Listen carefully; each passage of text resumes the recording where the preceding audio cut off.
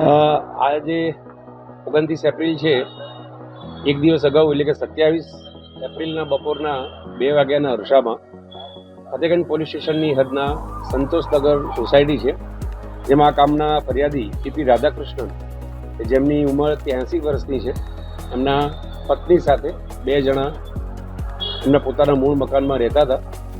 બપોરના 2 વાગ્યાના અરસામાં 2 ઈસમો દરવાજો ખટખટાવે છે અને એમણે વોટિંગ કરેલ છે કે કેમ એ પૂછપરછ કરતા દરમિયાન ફરિયાદીને ધક્કો મારી ઘરમાં પ્રવેશી અને એમના પત્નીએ બંધક બનાવે છે અને આ પતિ પત્ની પાસેથી સોનાની રકમો અને કેશ મળી લૂંટ ચલાવે છે. આ મતલબે ટીપી રાધાકૃષ્ણને ફતેગંજ પોલીસ સ્ટેશનમાં ફરિયાદ નોંધાયેલી.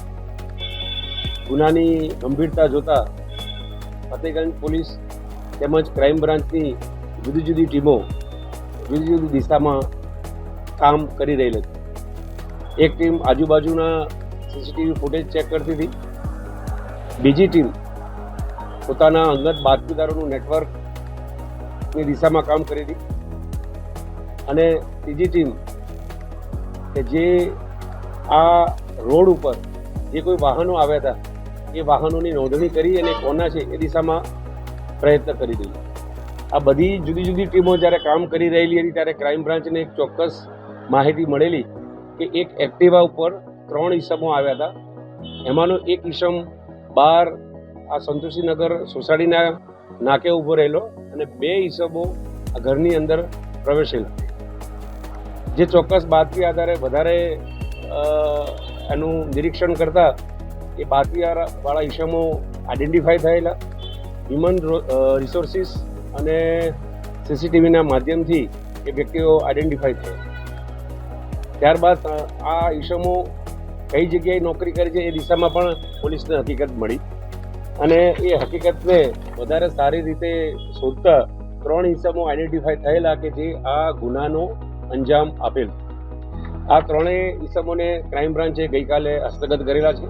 તેઓની સઘન પૂછપરછમાં આખો ગુનાનો આ ભેદ ઉકેલાયો છે. આ 3 ઈસમોના હું નામ, એક મુદસ્સર અહેમદ ઉર્ફે વાહિદ મીર, બીજો બલરાજસિંહ સિંહ, ત્રીજો બલવિંદર સંધુ છે.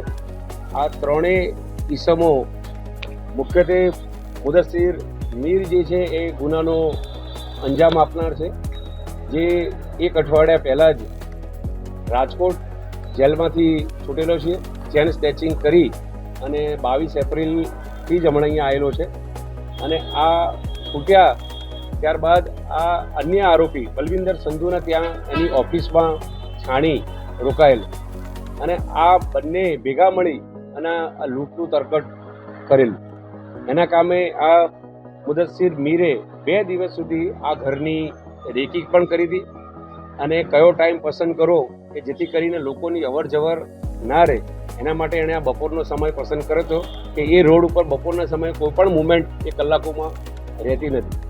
આ વ્યક્તિને પણ પસંદ કરવામાં એમણે એ જોયું હતું કે ઘરની અંદર ઓછામાં ઓછા લોકો રહેતા હોય અને વધુ મિલકત મળી આવે એવો આશયમાં પણ એમણે આ રેકીમાં થોડું ધ્યાન આપેલું. વધુમાં બલવિંદર સંધુની પૂછપરછની અંદર એ ભૂતકાળની અંદર પણ આપણા વડોદરા શહેરમાં જુદા જુદા ગુનાઓમાં ચોરી અને છેતરપિંડીના ગુનામાં સંડોવાયેલો છે એવું પણ જાણવા મળેલું છે. આ આખી એમનો કરવાનો આશય હાલ આ બધા એમની પાસે એક સમય પહેલાં પૈસા હતા.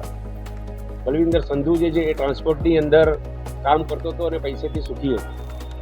આ જે બલકાર સિંહ છે એ અમૃતસરી કુલચામાં 4 વર્ષ સુધી નિઝામપુરામાં નોકરી કરીને છેલ્લા 2 વર્ષથી નીલાંબર સર્કલ પાસે નોકરી કરે છે. હાલ એની પાસે પૈસા નથી અને આ જે મુદસ્સર મીર જે છે એ તો 22 એપ્રિલે અહીંયા રાજકોટથી ચેન સ્નેચિંગ કરી અને અહીંયા છાણી ખાતે આ બીજા આરોપીના ત્યાં રહેવા આવેલો છે, એટલે એની પાસે પૈસા નથી. એકંદરે 3 જણા પાસે પૈસા નહીં હોવાથી એમણે આ આખું આયોજન કરેલ છે. આ 3 આરોપીઓની હજુ વધુ પૂછપરછ ચાલુ છે. આગળ પોલીસ રિમાન્ડ માગશે અને બીજા કોઈ અન્ય ગુનામાં એ સંડોવાયેલા છે કે કેમ એ દિશામાં પોલીસ તપાસ કરી રહી છે. સર, કોઈ મુદ્દામાલ રિકવર કર્યો? જી, આ ગુનામાં જે ફરિયાદીના ગળાની ચેન, એમના બંનેના હાથના વીંટીઝ અને જે બેંગલ્સ પહેર્યા હતા એ તમામ મુદ્દામાલ, રોકડ અને એટીએમ બધું જ પોલીસે રિકવર કરી દીધું છે. 100% મુદ્દામાલ પોલીસે રિકવર કર્યો છે.